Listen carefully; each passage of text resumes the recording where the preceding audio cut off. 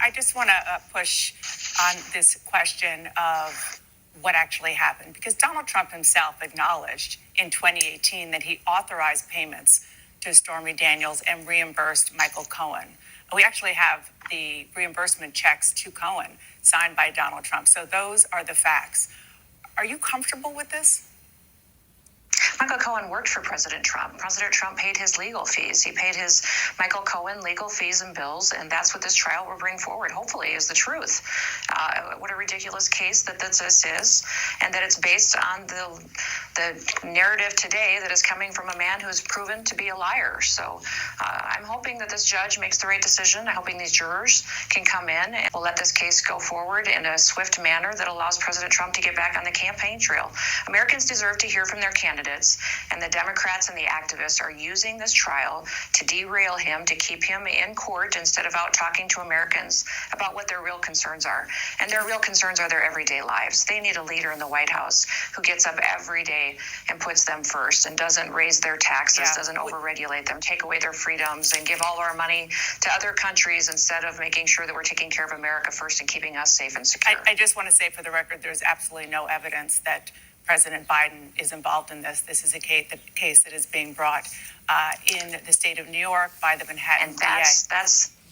That's what I think is remarkable, is that if you look at President Biden and what he's done and what his son has done, and the fact that they are not being prosecuted for some of their crimes that has nothing to do really with kind this. of unprecedented. That has nothing to do with this. So my question is... True, completely different.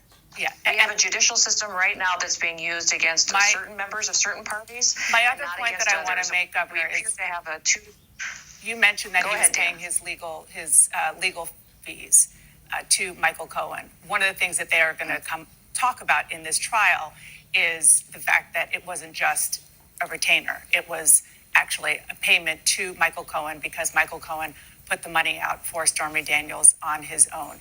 But kind of big picture, Governor, if Donald Trump is convicted in this trial, will you still support him in November? If my choice is between Joe Biden and Donald Trump every single day of the week, yes, I will support Donald Trump. I have from the very beginning. He has been someone that I have supported since 2016 because I recognized that he didn't think he was better than anybody else in this country. He wanted to go run for this office so he could serve the people here and fight for them every single day.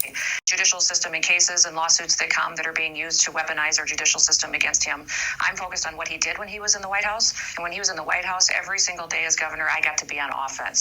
I got to solve problems. And since Joe Biden has been in the White House, I just have to defend the freedoms of my people. I'm every day trying to push back on what this federal government is trying to do by increasing costs for the everyday families that get up every day and go to work. So, yes, Donald Trump should be back in that White House. I'm going to do all I can to help him win. And Dana, I've run 11 campaigns and I've won them all. I don't know how to lose. So I'm going to do everything I can to make sure I help Donald Trump win again. This governor is absolute garbage, okay? I don't know a single person in our state, conservative, Republican, Democratic, or otherwise, who supports any of the shit she says or does. If you do endorse the flaming diarrhea that leaves her mouth every time she speaks, shame on you.